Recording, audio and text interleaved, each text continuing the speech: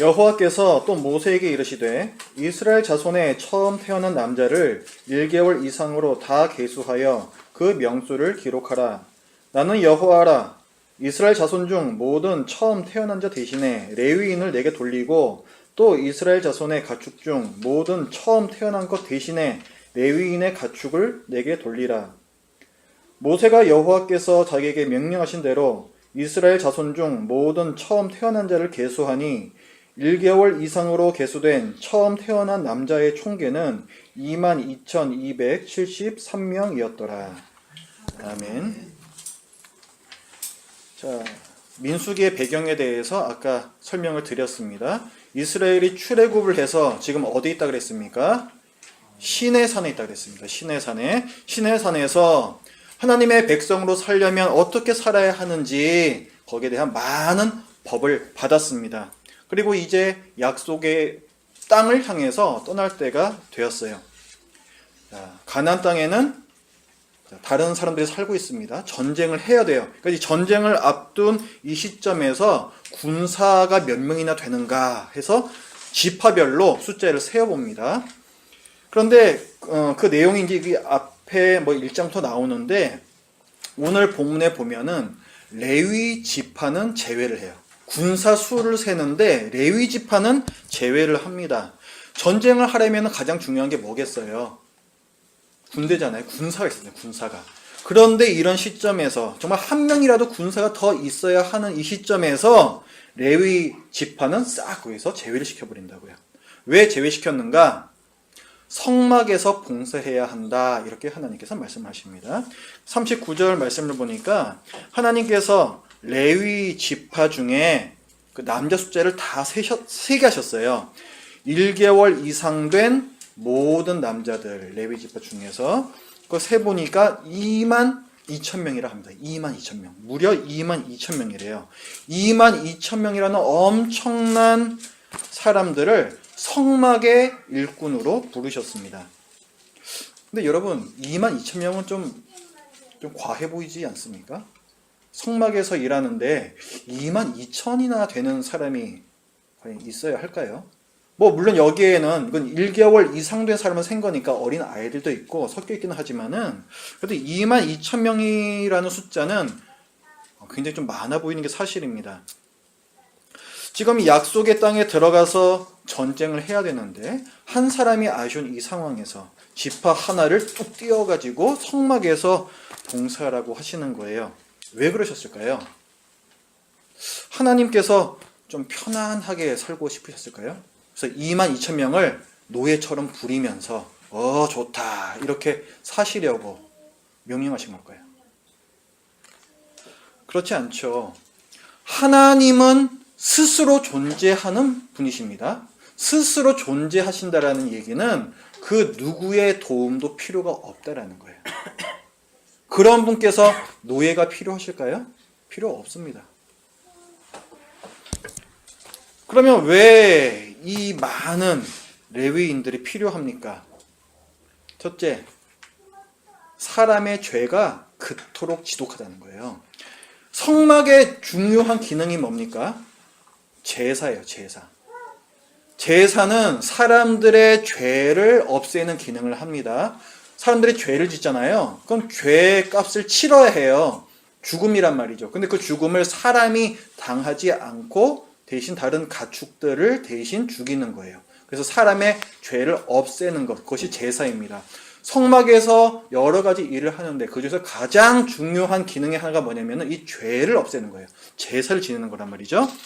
지금 보세요. 지금 어떤 시점이에요? 이스라엘 백성이 성막과 함께 광야 여행을 시작하려고 합니다. 지금 인구가 어느 정도냐면은 남자 장정만 60만이라고 되어 있어요. 남자 어른만 60만이면요. 그럼 그 가족들까지 생각을 해보면은 대략 한 200만에서 300만 정도 아마 될 겁니다. 자, 200만, 300만의 사람들이 광야를 함께 여행을 해요. 이 사람들이 점잖게, 고상하게 서로를 배려하면서 여행을 했을까요? 여러분, 20명이 모여가지고 유럽에 한 달짜리 여행을 간다 한번 생각을 해보십시오. 20명이라 하더라도요. 이 사람들이 한 달 동안 같이 여행을 하면은 서로 싸웁니다. 아니 저 인간은 왜 꼭 출발한다고 하면 왜 화장실 간다 그래? 아니 왜 저 사람은 말도 없이 어디 가가지고 오질 않아? 서로 막 싸워요. 나는 이걸 먹고 싶은데 저 사람 저걸 먹고 싶다 그러고 싸운단 말이죠. 근데 지금은 뭐예요? 20명이 아닌 200만의 사람들이 모여 있어요. 같이 여행을 해요. 유럽 여행이 아니에요. 아주 메마른 땅, 광야를 여행을 합니다. 그리고 뭐 비행기, 기차, 버스 이런 교통수단이 다 돼 있는데도 아니에요. 걸어서 가야 돼요. 그 험한 땅을. 한 달도 아닙니다. 40년을 뺑뺑이를 이제 돌 거예요. 그러면은 이런 상황 중에서 사람들끼리 서로 어떻게 지냈는지 대충 상상이 되시죠? 사람들을 뭐 배려하면서 여행을 한다? 말도 안 됩니다. 이들은 수시로 죄를 지으면서 또 하나님을 배신하면 또 사람들과 싸우면서 그렇게 여행을 합니다. 그러니까 이스라엘 진영이 다 죄로 더럽혀지겠죠? 죄로 꽉 찰 거예요. 하루가 멀다 하고. 성막이 이런 이스라엘과 함께 있을 수가 있을까요? 성막은 거룩하신 하나님께서 계시는 곳이잖아요. 거룩하신 하나님께서 이렇게 죄로 더럽혀진 이스라엘 진영 안에 있을 수가 있겠어요? 없겠어요? 없는 거예요. 자, 이 죄의 문제를 성막에서 해결을 합니다. 백성들의 이 죄값을 치르기 위해서 속죄 제물이 매일매일 드려져요. 그러니까 이 성막이라는 것은 마치 허파와 같습니다. 우리 허파, 이 폐가 어떤 기능을 해요? 우리 몸에 있는 노폐물들, 더러운 공기 이걸 바깥으로 분출하고 또 맑은 공기를 또 우리 몸에 공급해 주죠. 성막이 그런 역할을 하는 거예요. 이스라엘 진영 안에 죄가 꽉 차 있어요. 이 죄를 성막에서 다 흡수를 하는 거죠. 그걸 다 처리를 하는 거예요. 그리고 이스라엘 진영 전체를 깨끗하게 만드는 겁니다. 그러니까 성막이라는 것은 이스라엘 진영 한가운데 있는 거대한 허파와도 같은 거예요. 레위인들은 그럼 뭐였겠어요? 이 허파를 이루는 세포들인 거죠. 200만 명의 죄를 이 제사를 통해 가지고 처리를 해야 돼요. 얼마나 그 성막이 일이 많았겠습니까? 22,000이라는 사람 수가 결코 많은 게 아니라는 거예요. 자, 왜 그 많은 사람들이 성막에서 일해야 했다고요? 사람들의 죄가 그토록 지독하기 때문에 그렇습니다. 그 많은 사람들이 성막에서 봉사해야 했던 두 번째 이유, 하나님의 사랑이 그토록 지독하기 때문에 그렇습니다. 여러분, 하나님께서 꼭 이스라엘 백성이랑 같이 계셔야만 하나요? 하나님께서 꼭 이스라엘 진영 한가운데에다가 텐트를 치고 계셔야 되냐 하는 거죠. 안 그래도 되잖아요. 하나님이 하늘에 계시면서 뭐 불로 구름으로 이스라엘 백성 인도하시면 되잖아요. 배고프면 하늘에 계시면서 그 배고픈 자들에게 만나 내려주시고 매출하게 내려주시고 그럼 되잖아요. 전쟁이 났어요. 그럼 하늘에 계시면서 전쟁 이기게 해주시면 되는 거잖아요. 그런데 왜 굳이 이스라엘 진영 그 한가운데 텐트를 세우고 거기 계시겠다 해가지고 이 수많은 레위인들이 고생을 해야 되냐 이런 거죠. 매일 수많은 짐승들이 또 죽어야 하고 이 모든 일이 결국 무엇 때문에 발생하는 거예요? 하나님께서 이스라엘 백성과 함께 계실라니까 이런 일이 발생하는 거예요. 우리가 보기에는 어떻습니까? 굉장히 좀 비효율적인 것 같죠. 쓸데없이 힘 낭비하고 물질 낭비하고 시간 낭비하고 그러는 것 같죠. 근데 하나님께서 보시기에는 그렇지 않다라는 거예요. 하나님께서는 이런 비효율성, 이런 낭비, 이거를 무릅쓰고서라도 그의 백성들과 함께 계시는 것이 더 중요하다라는 거예요. 우리는요, 종종 하나님을 그저 내 문제 해결해 주시는 분, 내 어려운 부분 도와주시는 분, 그렇게 생각을 하기 쉽습니다. 평소에는 그다지 필요가 없어요. 그냥 내가 필요할 때 날 도와주시는 분이었으면 좋겠어요. 오히려 평소에는 하나님이 나와 너무 가까이 계시면 내가 더 불편하고 거추장스럽고 그런 생각 해보신 적이 없습니까? 그래서 하나님께 때때로는 불평하죠. 하나님, 너무 저랑 가까이 계시면 제가 좀 불편하거든요. 저도 프라이버시가 있는데 좀 잠깐만 좀 더 모른 척 해주시면 안 될까요? 이런 생각을 할 때도 있어요. 그런데 그거는 선악과 죄를 짓고 수풀에 숨어버린 죄인의 전형적인 생각입니다. 저 하나님 좀 불편하거든요. 좀 떨어져 계세요. 저 혼자만 좀 있고 싶어요. 그거는 결코 하나님의 백성다운 생각이 아니에요. 하지만 하나님께서는 결코 그렇게 하지 않으시죠. 하나님께서는 오늘 본문에서 어떻습니까? 이스라엘 진영 한가운데에다가 성막을 짓고 사십니다. 하나님의 가장 큰 바람은 우리와 함께 사는 거예요. 우리는 하나님께서 우리의 문제를 도와주시고 해결해 주시기를 원하지만은 하나님의 목적은 우리와 함께 계시는 것 그 자체란 말이죠. 그러니까 하나님 앞에서 프라이버시라는 것은 있을 수가 없습니다. 여러분 코람데오라는 말 많이 들어보셨죠? 코람데오 무슨 말이에요? 코람데오 하나님 앞에서라는 뜻이거든요. 그 어쩔 때 그런 말씀입니까? 코람데오 똑바로 살자. 그죠? 그 얘기하려고 코람데오 많이 쓰잖아요. 여러분 혹시 그 코람데오라는 말을 하나님께서 우리와 항상 함께 있고 싶어 하신다 이런 의미로 생각해 보신 적이 있습니까? 정말 보잘것없고 죄인이고 내세울 거 없는 나와 항상 함께 계시고 싶어 하시는 하나님. 사실 그게 바로 코람데오가 아닐까요? 그러니까 이 코람데오라는 것은 하나님의 지독한 사랑을 의미하는 말이 될 수도 있는 거죠. 자, 왜 이 많은 레위인들이 성막에서 일해야 했는가? 이스라엘과 함께 계시고 싶어 하시는 하나님의 사랑 때문에 그렇습니다. 사랑하니까 같이 있고 싶은 거예요. 사랑하니까 더 수고를 하는 겁니다. 사랑하니까 낭비해요. 사랑하니까 불편을 감수합니다. 하나님은 그토록 우리와 함께 계시고 싶어 하십니다. 이 하나님의 지독한 사랑이 예수 그리스도로 완성이 됩니다. 예수님께서 말씀하시죠. 이 성전을 헐어버리라. 내가 사흘 만에 다시 일으키리라. 이렇게 말씀하세요. 그리고 성경은 친절하게도 그게 무슨 말씀인지 해설을 해줍니다. 이는 성전된 자기 육체를 가리켜 말씀하심이로라. 이렇게 기록을 해요. 그러니까 성전이라는 것은 더 이상 건물로 되어 있는 성막이나 성전이 아니라는 거죠. 예수님이 바로 성전이셨다라는 거예요. 자, 예수님이 성전이다. 요한복음에서는 또 이렇게 기록합니다. 말씀이 육신이 되어 우리 가운데 거하심에 이렇게 말씀하죠. 예수님을 가리켜서 이렇게 말씀하는 거예요.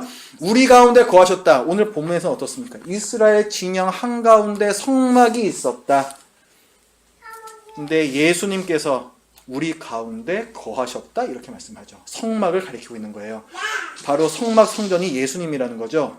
자, 우리 가운데 거하신다라고 했을 때 거하시다라는 단어 뜻이 원래 뜻은 장막을 치다라는 단어입니다. 예수님께서 육신을 입고 이 땅에 오셔서 우리 가운데 장막을 펴셨다 이런 뜻이 되는 거예요. 이스라엘 진영 한가운데 있던 장막이 우리 한가운데 계시는 예수님으로 완성이 되었습니다. 이것은 무슨 의미가 있습니까? 성막 안에서 이루어졌던 죄사함의 제사가 예수님 안에서 다 이루어졌다라는 거예요.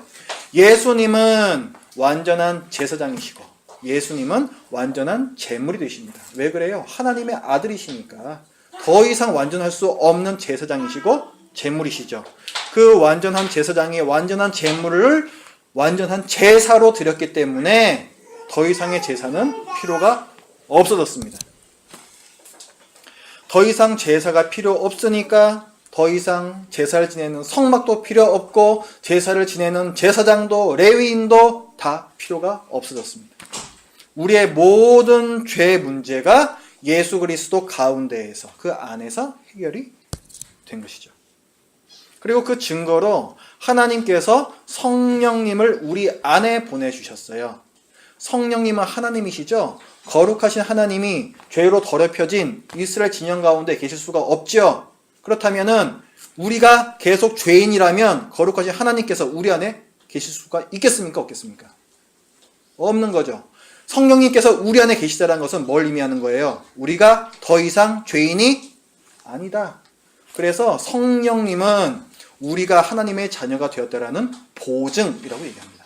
우리는 의인이라는 거예요. 우리는 죄인이 아니라는 거예요. 그 증거라는 거예요. 그 증거로 성령님께서 우리 안에 계시다는 거죠. 어때요? 우리의 지독한 죄 문제가 해결된 거죠. 그리고 항상 우리와 함께 계시고 싶어 하시는 하나님의 지독한 사랑, 이것이 예수 그리스도 안에서 이루어진 겁니다. 자, 그럼 그런 우리는 어떤 자세로 이 세상을 살아야 하겠습니까? 자, 히브리서 13장 13절에서 이렇게 얘기합니다. 그런즉 우리도 그의 치욕을 짊어지고 영문 밖으로 그에게 나아가자. 그런즉 우리도 그의 치욕을, 예수님의 치욕을 짊어지고 영문 밖으로 그에게, 예수 그리스도께로 나아가자, 이렇게 말씀을 해요. 자, 그런즉 우리도 이렇게 시작을 해요. 예수님께서 그러하셨듯이, 이런 뜻이죠. 예수님께서는 부끄러운 십자가를 지고 예루살렘 성 밖에 있는 골고다 언덕으로 오르셨습니다. 십자가는 흉악범들이나 정말 그 극형을 받는 죄인들이나 지는, 그것이 바로 십자가입니다. 예수님께서 그 십자가를, 그 부끄러운 십자가를 지셨다는 거예요. 그걸 지시고 예루살렘 성 밖으로 나가셨다는 것입니다. 그런즉 우리도 그의 치욕을 짊어지고 영문 밖으로 그에게 나아가자. 하나님께서는 우리도 영문 밖으로, 영문 밖이라는 것은 진영, 이스라엘 진영 밖으로 나가라는 거예요. 이스라엘 진영 밖으로, 이스라엘 진영 밖에는 누가 있습니까? 이스라엘 진영 안에는 누가 있어요? 이스라엘 백성이 있잖아요. 믿는 사람들만 있잖아요. 이스라엘 진영 밖에는 믿지 않는 사람들이 있습니다. 세상이라는 거예요, 세상. 그러니까 하나님을 믿지 않는 사람들이 가득한 세상으로 나아가라 라고 그리스도인들에게 명령을 하십니다. 예, 알겠습니다. 우린 순종해야죠. 그러면 무기를 주십시오. 우리는 이렇게 하나님께 말씀을 드리는데, 하나님께서는 우리에게 총을 메어 주시지도 않고 대포를 주시는 것도 아니고 그의 치욕을 짊어지고 나가라, 이렇게 말씀하십니다. 자, 예수님처럼 모욕받고 조롱당하는 부끄러움을 각오하고 세상으로 나아가라는 말씀이에요. 자, 며칠 전에 제 딸 현아가요, 학교에서 그런 시간이 있었답니다. 선생님이 이 시대에 여러 가지 민감한 이슈들이 있잖아요. 예를 들어서 동성애에 대해서 어떻게 생각하는지 한번 얘기를 해보라고 했대요. 근데 현아가 참 놀랬답니다. 거기 나와서 발표하는 아이들이 다 자기는 동성애를 지지한다라고 얘기를 했대요. 인권이 어쩌고 저쩌고 하면서, 그래서 동성애도 존중을 해줘야 된다, 이렇게 얘기를 했다고 합니다. 근데 현아가 나가서 그랬대요. 저는 교회 다니는 그리스도인인데 저는 동성애는 죄라고 생각합니다. 그래서 안 된다고 생각합니다. 이렇게 얘기를 했어요. 자, 저는 참 그 상황이 쉽지 않은 상황이었을 거라고 생각을 해요. 다른 사람들이 다 나와가지고 딴 얘기를 하는데 거기서 나 혼자만 그들과 다른 얘기를 합니다. 그럼 결코 쉽지 않은 얘기죠. 저는 그것을 하나님 앞에서의 양심이고 또 하나님 앞에서의 내가 드리는 사랑이라고 저는 생각을 합니다. 현아가 얼마나 사실 그 자리에서 마음이 어려웠을까요? 그 사람들, 애들, 그 친구들 많은 데에서 부끄럽지 않았을까? 저는 참 대견합니다. 한편으로는 참 마음이 아파요. 그런 세상이 우리 자녀들이 살아가야 할 세상이기 때문에 그렇습니다. 앞으로도 이런 일을 수없이 계속 만나면서 살게 될 거예요. 하나님을 사랑해서 하나님의 말씀에 순종하는 사람은요, 세상에서 조롱받고 미움받는 부끄러움을 견딥니다. 사랑한다고 부끄럽지 않은 게 아니에요. 사랑해도 부끄럽지만 그 부끄러움을 무릅습니다. 그것이 바로 사랑이에요. 영문 밖으로 그에게 나아가자. 영문 밖 세상에는 사람들에게 미움받고 고난받으신 예수님이 계십니다. 예수님께서 이스라엘 진영 안에 계시는 게 아니라는 거죠. 그리스도인은 그리스도를 따르는 사람들이에요. 그리스도인은 조롱당하고 미움받으신 예수님을 바라보면서 부끄러운 십자가를 메고 영문 밖으로 세상으로 나아가는 사람들입니다. 여러분 예수님 만나고 싶으세요? 여러분 삶에서 예수님을 정말 진하게 만나고 싶습니까? 예수님은 고상하고 편안한 이스라엘 진영 안에 계시는 게 아니에요. 진영 밖에 조롱받고 미움받는 바로 그 자리에 예수님은 계십니다. 우리 죄 문제를 완전히 해결해 주신 예수 그리스도 덕분에 우리는 더 이상 성막을 지고 다닐 필요는 없어요. 지고 다녀서는 안 되는 거죠. 그런데 이제 하나님께서는 성막 대신 십자가를 우리 어깨에 지워 주셨습니다. 우리는 이제 성막으로 나아가는 사람들이 아니라 십자가를 메고 세상으로 나아가는 사람들이에요. 여러분들 어깨에는 이 십자가가 있습니까?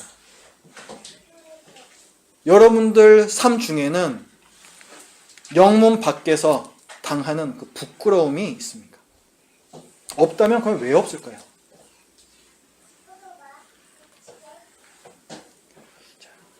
오늘 이 레위인들의 삶이 여러분들의 삶이 되었으면 좋겠습니다. 레위인들의 삶은요, 결코 성막에서 일하니까 굉장히 고상하고 거룩해 보이고 이런 삶이 아니었습니다. 그들은 늘 매일같이 그 제물로 드려지는 그 피 냄새를 맡으면서 살아야 했고, 어디 한번 가려면 그 성막 다 해체해가지고 다 짊어지고 가야 했고, 또 다시 세워야 했고, 굉장히 고생스러운 삶을 살았어요. 이 레위인의 삶은 지금은 없지만 십자가를 메어주신 예수님의 그 명령을 여러분이 순종하시길 바랍니다. 그래서 참으로 하나님께서 보시기에 부끄럽지 않은 그 십자가를 메고 이 세상을 살아가는 우리 모두가 되길 바랍니다. 기도하겠습니다. 하나님 아버지, 주님께서 저희와 항상 함께하고 싶어 하시는 그 열망을 저희들이 보았습니다. 죄인인 저희들을 그토록 사랑하셔서 성막을 세우시고 또 성전을 세우시고 결국 그 외아들 예수 그리스도를 보내주신 하나님의 사랑을 감사합니다. 하나님 아버지, 이제 그리스도인으로 삼아주신 저희들에게 이 어깨 위에 십자가를 메어주셨는데, 하나님 아버지, 저희들이 늘 그저 이스라엘 진영 안에서 편안하게 살 것을 생각하지 아니하고 참으로 주님의 이 명령에 순종하여서 십자가를 메고 세상으로 진군하는 능력한 군사 될 수 있도록 도와주시옵소서. 예수님의 이름으로 기도드립니다. 아멘.